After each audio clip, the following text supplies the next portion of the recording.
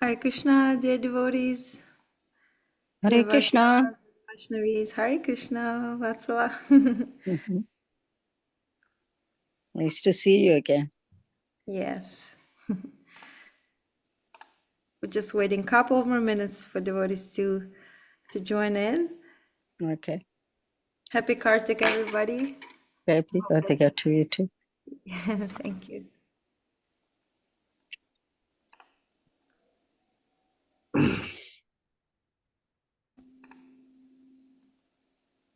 Fantastic. Come on.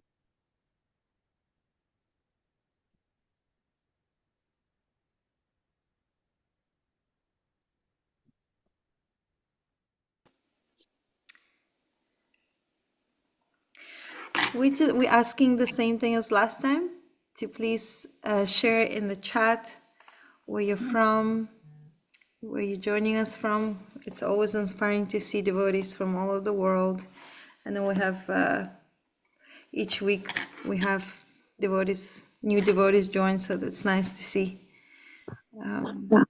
Can you please share in the chat which part of the world you are from? In the chat, thank you.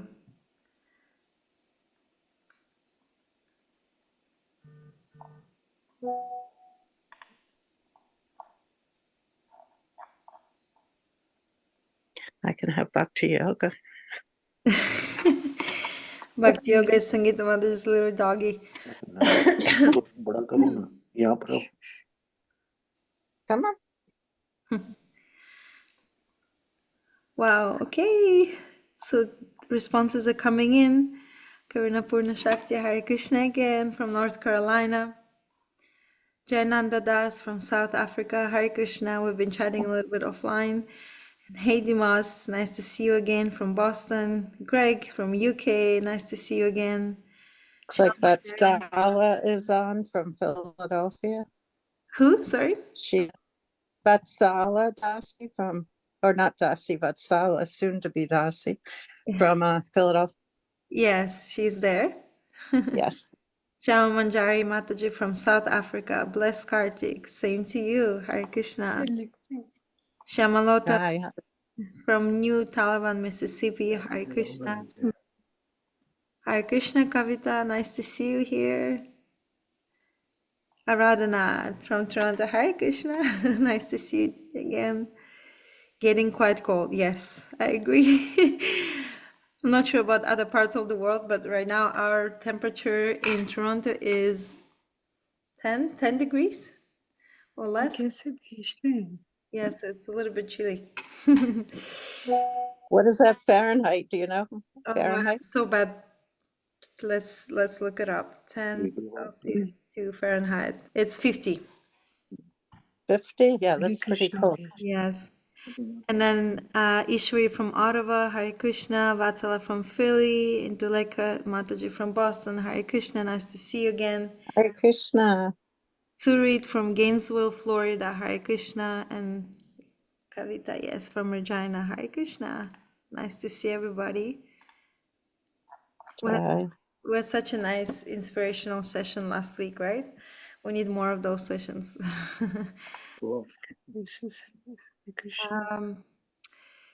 So let me just quickly introduce Sangeeta Mataji again. Oh, I did something on my screen, okay.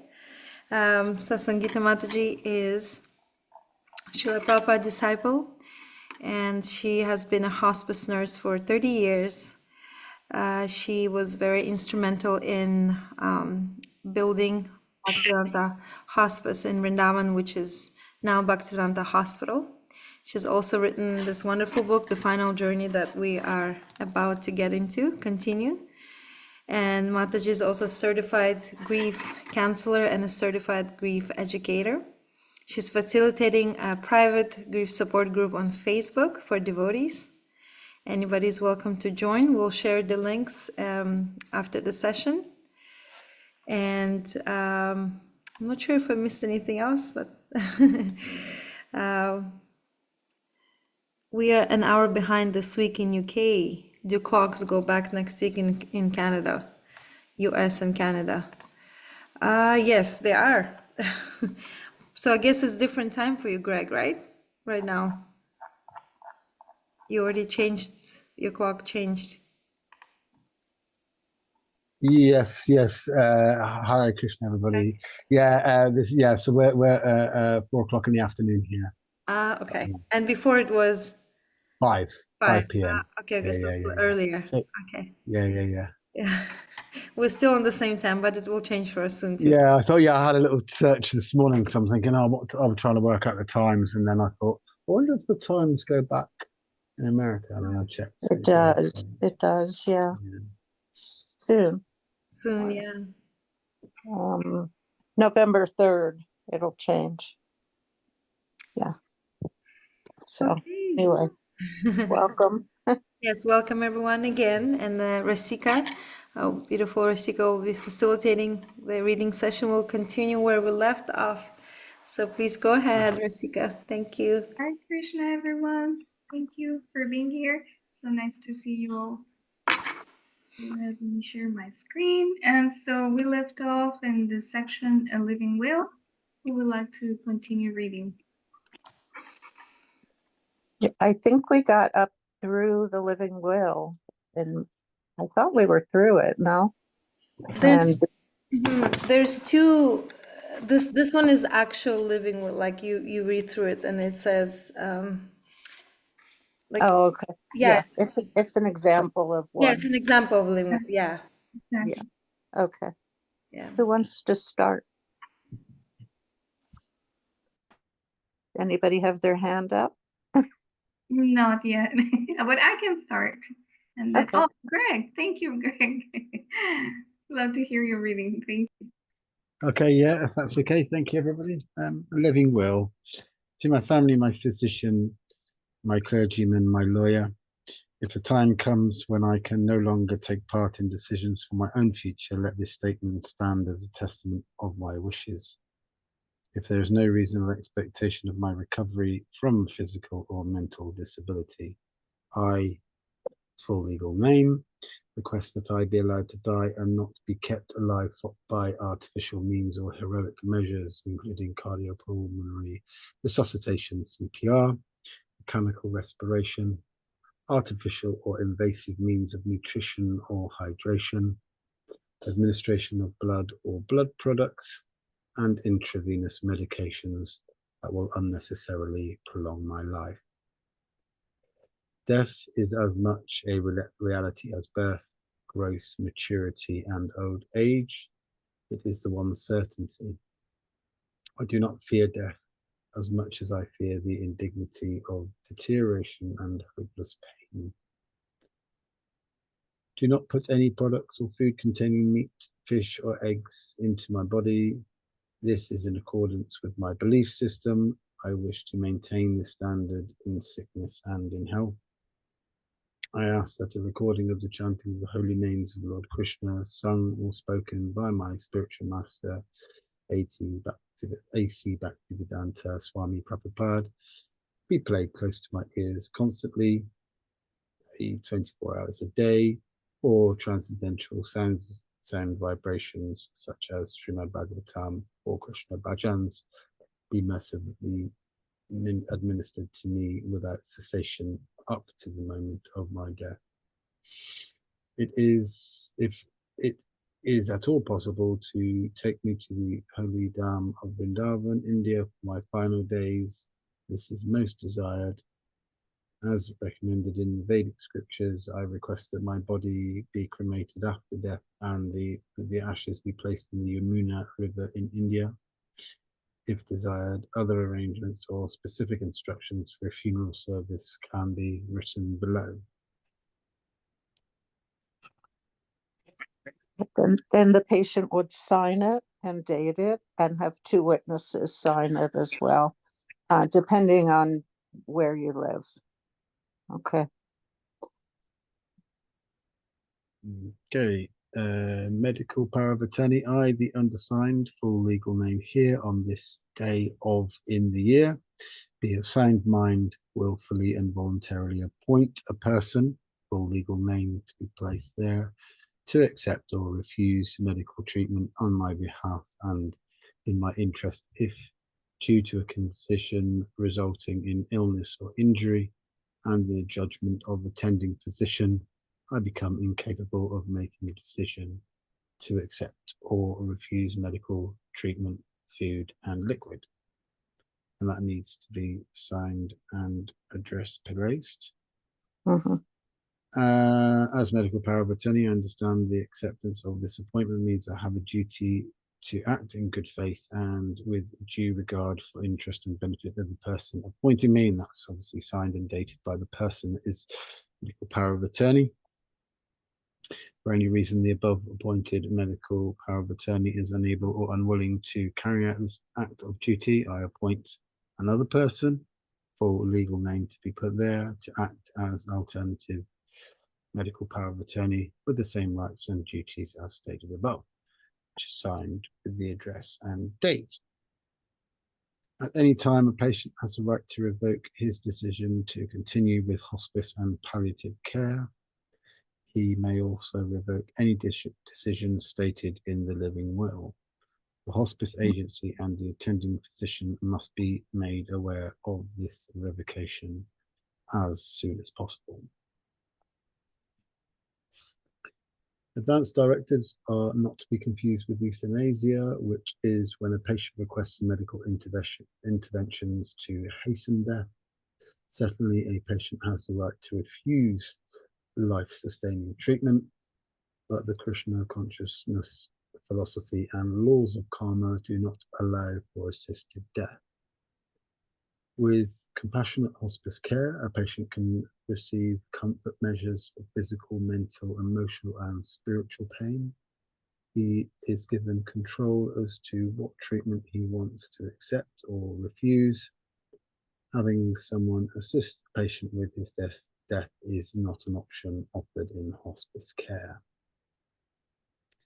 Having cared for hundreds of hospice patients, I have only had a few ask me to administer a lethal dose of narcotics. Of course, I refused. When a patient asks to be killed, it should be seen as a sign of severe hopelessness that cannot be ignored. I immediately contacted all members of the hospice team and gave each of these patients even more attention and support. Found more time on my shift to sit with them, hold their hands and encourage them to verbalize their feelings, fears and anguish. I became a better listener. I especially encouraged them to reflect on their belief in God as a supreme friend and controller. In retrospect, these interventions helped each of these patients to feel a little less lonely on a very difficult and solitary journey. Okay, can I add a couple of things? I'm not a lawyer by any means. This living will for devotees was written by a god sister of mine, Kusha Dasi, who's the temple president in the Honolulu temple. This has been used by several devotees in the United States, and it was accepted by the doctors in the hospitals where they used it. I always suggest to devotees, as I mentioned last week, to use a living will advance directive that's accepted, legally accepted in your part of the world. In the United States, there's a specific one for each state. So I suggest that you Google wherever you live and see what is accepted. Living wills are finally accepted all over India. When I built the hospice in Vrindavan, they were not accepted anywhere in India, but now they are.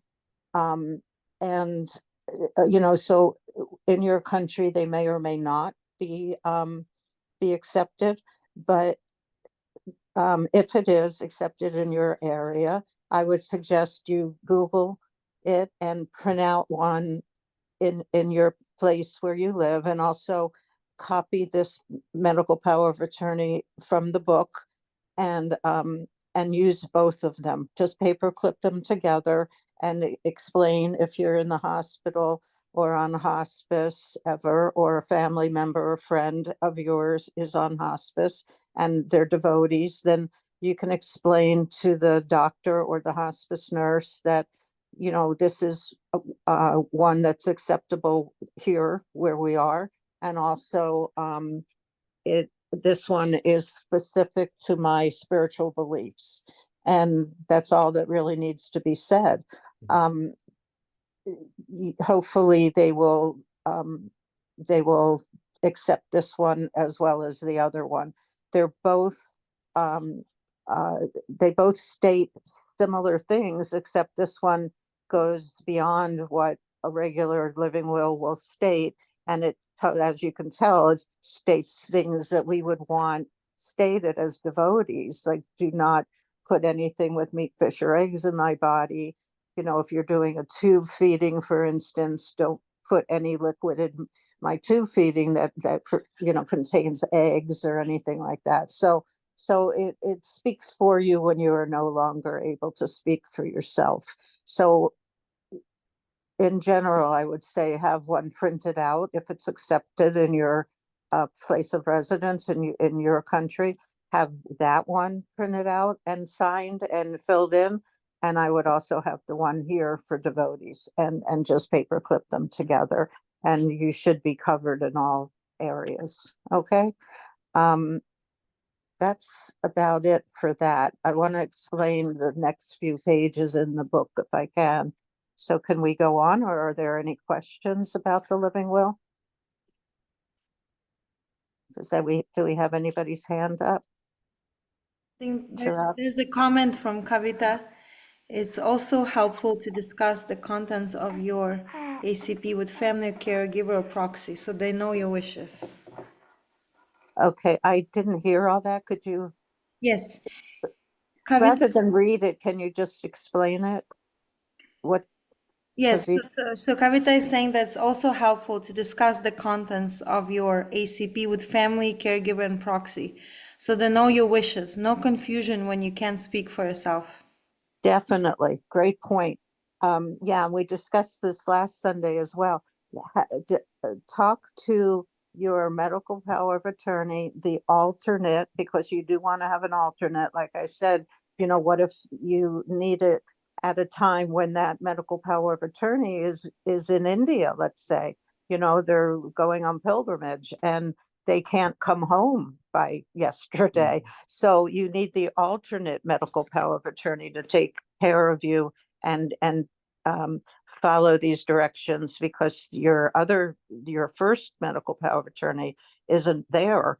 So you need a second one, an alternate, and discuss it with that person as well. And also family members and your doctor. I recently had an appointment with my family doctor, and I explained to him I do not want to die in a hospital. And he just looked at me and said, I don't blame you. And so we were on the same page with that. And, I explained everything I do want, everything I don't want. Basically, I went through the living will without even having it present. And I will give him a copy to put in my chart for when the time comes. So, and my husband knows everything that I want and do not want. So the most important people in your life should definitely be talked to way ahead of time. I'm not on hospice, but I wanted my new doctor to understand where I'm at with this. And my husband, of course, knows, and my closest friends know. So, I feel like it's all taken care of and it's carved in stone. If I ever change my mind about anything, they will be the ones that I'll talk to.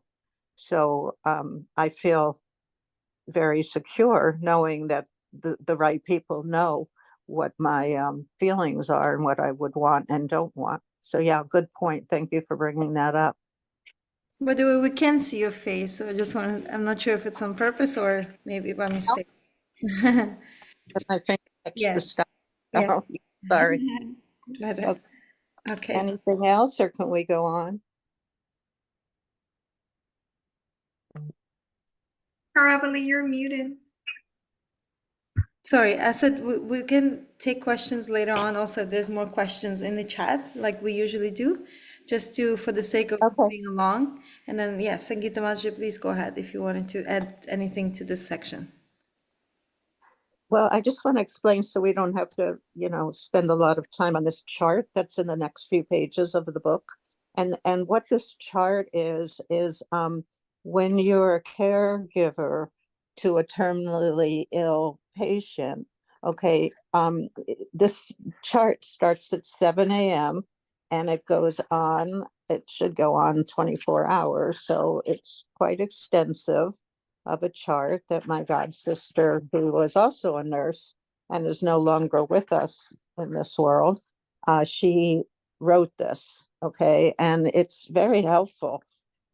So even if you're not a nurse, you're not a doctor, you're just a family member or friend taking a shift for this devotee or loved one who's on hospice care, you would go down the list on the left hand side of the page, and you can get these Xerox. So you would have these pages because you don't want to write in the book or you're going to ruin this copy for yourself. So you want to Xerox these pages and look on the left where it says level of consciousness. So are they, it's usually person, place, and time. Are they aware of who they are? Are they, because they will or could lose touch with that? Are they aware of what day it is, what month it is, what time is it? Is it day? Is it night? Is it, are they conscious of this? How much have they slept? Did they sleep? They woke up at 9 a.m. They had a hard night. They, did they sleep? Did they take a nap at noon? You can write that in that little box. Okay, so these are for you to take notes during your shift. Okay, let's say you're sharing the 24 hours with two other caregivers, and each of you, you're each doing an 8-hour shift. Okay, so how is their breathing, their respirations? Did they have trouble breathing at, let's say, 1 p.m. in the afternoon? They were a little short of breath. So you're going to write that in there, SOB. Okay, short of breath. And then did they have any pain? The next one says pain. So you're going to go down the list and see it. Each page takes you through the 8 hours. And move to the next caregiver on the next 8 hours. So how was your patient and during your shift, your 8 hours? And then it has medication 1, 2, 3, 4, 5. Chances are at the end stage, your patient may be on more than 5 medications, mostly for pain and symptom management. So you're going to put a little check mark, and put what medication you gave them at what time. Okay, did you do mouth care? If you go down the page, there's mouth care on the left. There's skin care. Did you give them a bed bath? Okay, did they eat anything? Did they have any sips of a drink? Did they sip on water? Okay, so this is just makes it very easy for you to pass through your 8-hour shift and then hand the notes to the next caregiver on the next 8-hour shift. So that's what these pages are for. And you'll see with your caregiving, this will make things very easy for you. Okay, so that's the end of that chapter. Okay. I think it's very helpful. That's chapter 2. And that brings us to a new chapter. What is holistic care? Makes sense? Okay. Does anyone want to start reading chapter 3? Thank you, Karuna Purna Shakti. You can start. What is holistic care? According to Tabor's Encyclopedic Medical Dictionary, holistic medicine refers to the comprehensive and total care of a patient. In this system, the needs of the patient in all areas, such as physical, emotional, social, spiritual, and economic, are considered and cared for. If asked, most hospice professionals will tell you that caring for terminally ill patients and their families is not so much a choice, but a calling. I have met nurses working in this specialty that felt differently and soon left for another type of nursing. The ones who have persevered for many years tell me that although it is physically demanding, mentally and emotionally exhausting, and at times spiritually challenging, they stay, not so much out of want, but out of need. They know their patients have no hope of being cured. They know many of their patients are afraid to die, but are more afraid to live in pain. They know they will not be able to heal those in their care, but they need to comfort them anyway. These nurses need to laugh with their patients, cry with them, talk to them, and listen to them. And when their dying patients are feeling abandoned and alone, they need to sit in a quiet room and hold their hands. It is nurses like these who administer holistic care that keep the ever expanding hospice movement closely connected to its roots. In fact, many families become so fond of the hospice nurse that after the death of their family member, they experience a secondary loss due to no longer receiving visits from the nurse who lovingly cared for them as well. Hospice care emphasizes holistic care. It is a personal approach to the total care of one who is facing impending death. Hospice professionals view the patient, family, and caregivers as one unit to be looked after and comforted. They care for the physical pain of the patient, the emotional and mental anguish of the patient and family, and the spiritual conflicts that often arise within the patient and family members. As caregivers, we also have opportunity to perform the same service. Relieving the patient's physical pain is foremost. Only when pain is relieved and symptoms are controlled on other levels of consciousness can other levels of consciousness be soothed. One who is experiencing excruciating bone pain from cancer, for example, cannot concentrate on why she is afraid of dying.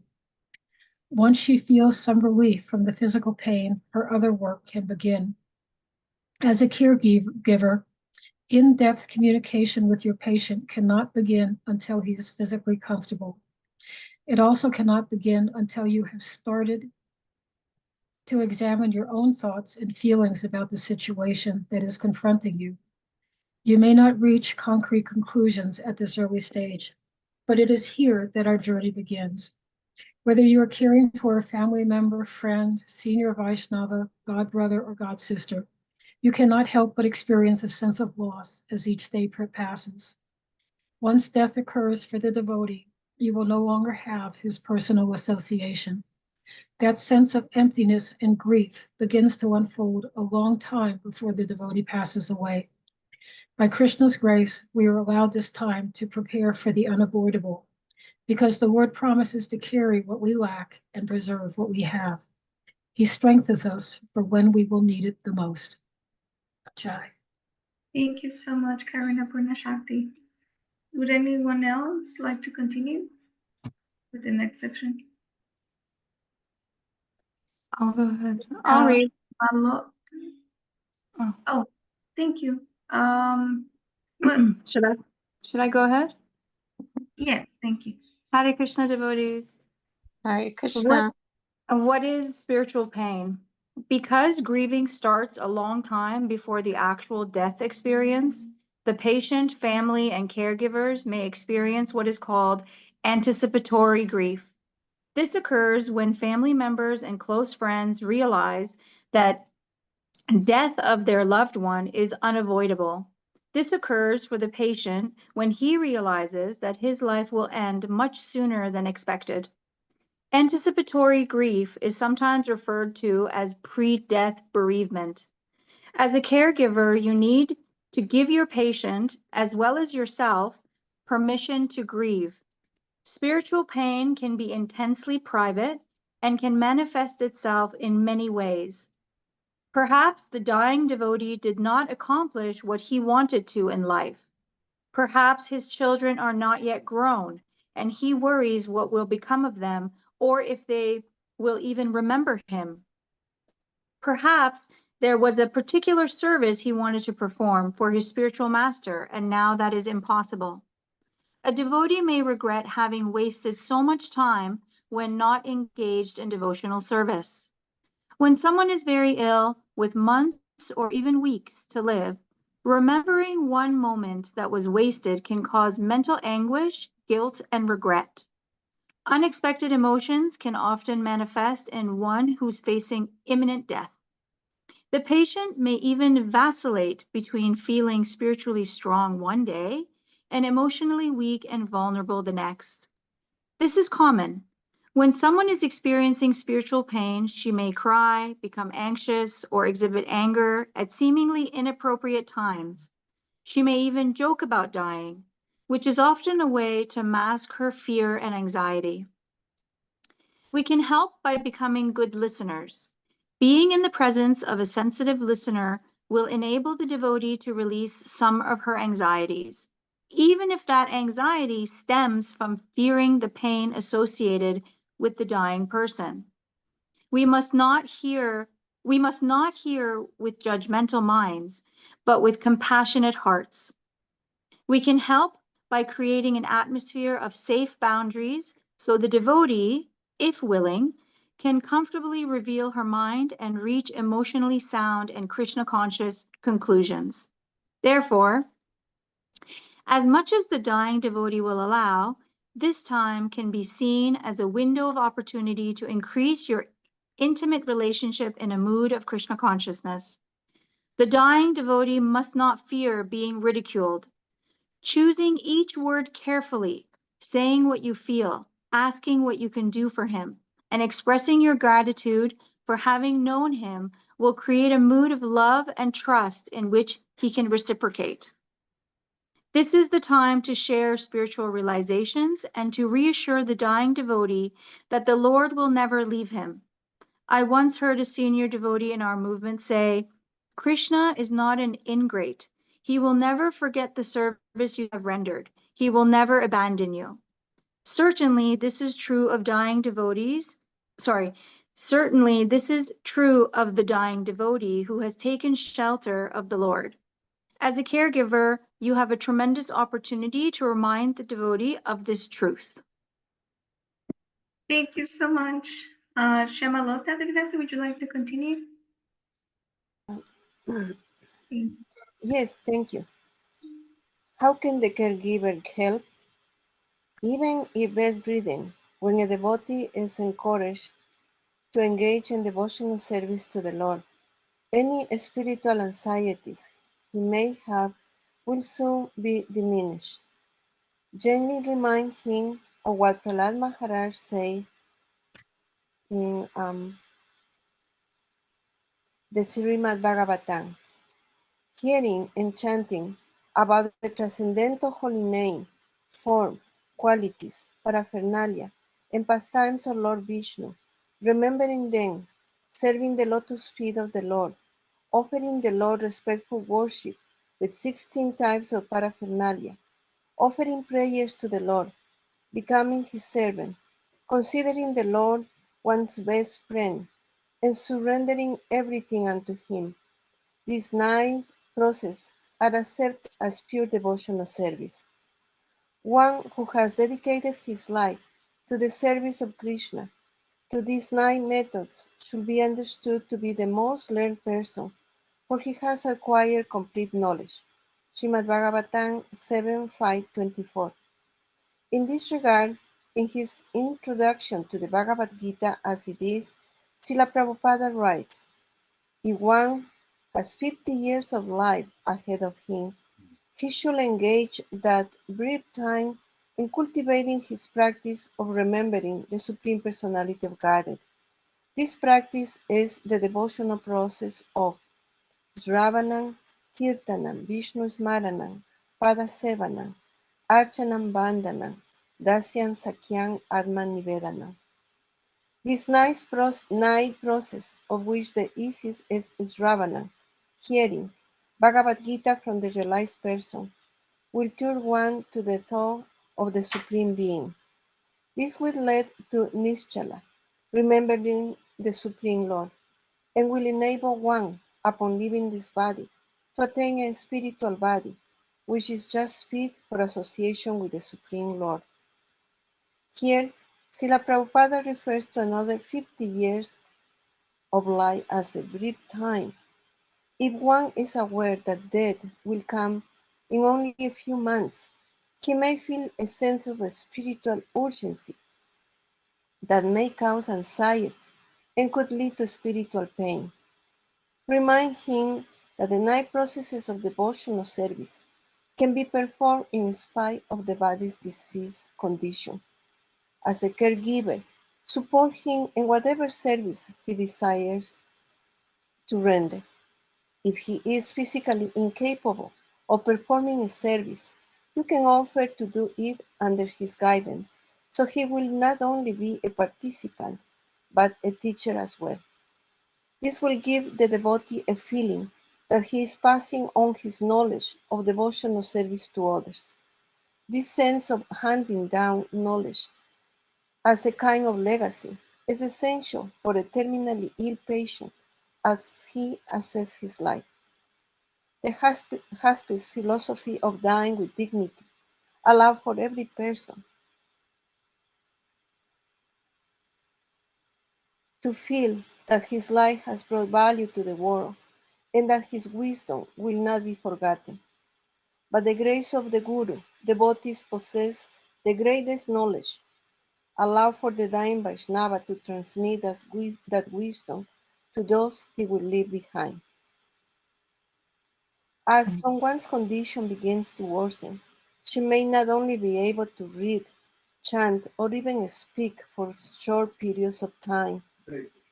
Your patient will require more rest as the disease takes control of her body. Staying awake will become difficult. Pacing these devotional activities will help to avoid fatigue. The following suggestions may help you with your tremendous task of assisting the devotee spiritually during her final journey. For some, chanting the Hare Krishna mantra on japa beads may be feasible when first diagnosed, but may become increasingly difficult or even impossible, depending on the disease process. If he is able to verbalize, but is no longer able to manipulate japa beads, ask if you can place his beads on his right hand so he can feel them. Sit at his bedside and chant the Hare Krishna mantra so he can chant with you. If he eventually becomes unresponsive, this can still be performed. Hearing is the last sense to leave us. Rest assured that the devotee will still hear you chanting. Ask your patient if she would like to hear a recording of Srila Prabhupada chanting japa, or perhaps she would like to meditate on the Lord while hearing Srila Prabhupada chant a soft bhajan. Provide the devotee with the opportunity to hear a lecture recording. If available, ask him if he would like to listen to class using earphones to increase concentration. Eventually, he may become too weak to remove the earphones by himself. Remove them occasionally for comfort or if he needs to rest. Offer to have devotees visit to have kirtan or sing bhajans. Someone who is terminally ill, however, may become increasingly sensitive to loud sound. Ask her if she prefers a peaceful bhajan as opposed to a loud kirtan. Be aware of the volume of any musical instruments, such as a mridanga drum or kartals, cymbals. Discuss Lord Krishna's transcendental pastimes in Vrindavan. Glorify the pastimes of Lord Chaitanya Mahaprabhu. Exchange realizations about Srila Prabhupada's unlimited compassion for the conditioned souls and his determination to fulfill the orders of his Guru Maharaj. This will also provide an opportunity for the dying Vaishnava to reflect on his own life and what might have happened if he had never met Srila Prabhupada or the devotees of his divine grace. This type of self-reflection not only increases one's appreciation for Srila Prabhupada and the Society of Vaishnavas, but also assists the devotee in reviewing his own life, a necessary tool enriching in emotional and mental closure before dying. Ask the devotee if you can read aloud the translation to Song of the Songs written by Srila Narottam Das Thakur, Srila Bhaktivinoda Thakur, and other Vaishnava acharyas who provide us with poetic prayers upon which to meditate. Ask your patient if she would like to view a Krishna conscious video. Ask him if he would like to read Srila Prabhupada's books silently, or if you can read them aloud to him. If the devotee is being cared for in a temple, ask if she can easily be transported to a nearby temple. Ask her if she wishes to take darshan of the deities. If he has household deities, ask if you can assist him on their worship. Help him to serve their lordships in any way he wishes. Be aware that the smoke caused by cooking or burning incense may cause respiratory difficulties or even nausea.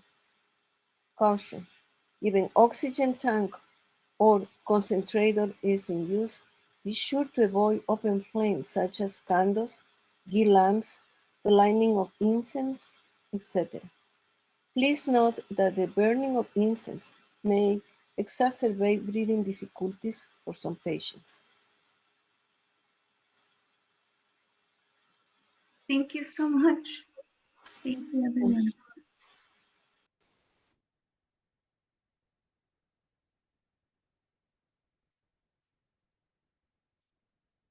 Should we continue, Charlie, or it's time to? Yeah, maybe just finish the section so we're not left hanging. Okay. Okay, perfect. So would anyone else like to continue reading to finish this section? Kavita. Thank you, Kavita. Hare Krishna, please accept my humble obeisances. All glories to Srila Prabhupada and Sri Guru. As the devotee's terminal condition progresses, he may eventually become nonverbal and unresponsive. His devotional service will not end here. Although he will not be able to respond, he will still be able to hear transcendental sound vibration. Chant the Maha Mantra within his mind. Remember the pastimes of Krishna. Offer prayers to Krishna and meditate on serving the Lord. Toward the end of his life, it may appear externally that your patient is in a coma-like state, but internally, he will be doing a great deal of work. You can facilitate his devotional service by reading scripture to him, softly chanting by his side, or keeping quiet chanting or a lecture playing within hearing range. If he has not expressed it sooner, it should be assumed that at this stage of his disease process, he may be sensitive not only to loud volume, but to bright light. Provide a calm environment with soft transcendental sounds, natural lighting during the day, and diffuse light in the evening. However, while your patient is still able to verbalize his wishes, allow her the freedom to choose when she wants to hear scripture, when she wants to hear chanting, or when she wishes for silence. It is best to ask her whether she wants to see visitors, be with caregivers, or simply be alone. Respect her desire, and you will be doing a great service for this courageous Vaishnava. Thank you so much, Kavita. Haribol. Haribol. Hare Krishna. Thank you everyone for another great reading session. We will continue next week, and then we'll open WhatsApp chat for about 2 hours where you can ask some questions and hear the answers or read the answers, depending on how long the question is. And yeah, at Sangeeta Mataji would either type or leave audio note. And we're asking if everybody's comfortable. Some devotees are not comfortable to put your video on, and we'll take a picture. Rasika, do you mind taking a picture of us all, and then we can share with others about this great initiative and spread the word on our social media. Here, ready, and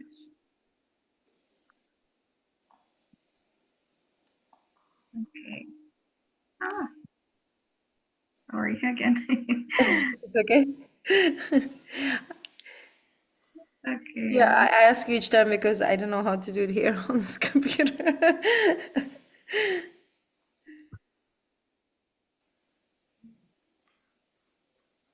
Okay, I think that, okay, let me take another one.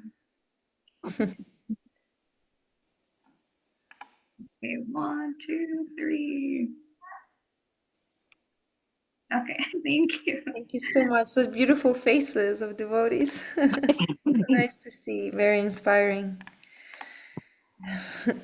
Thank you, everyone, again, and we shall continue and see you soon. Hare Krishna. Thank you. Hare Krishna. Oh, good. Thank you. Hare Hare- Krishna. Thank Hare you very Krishna. much. Thank you. Have a good week. Hare Krishna. Thank you.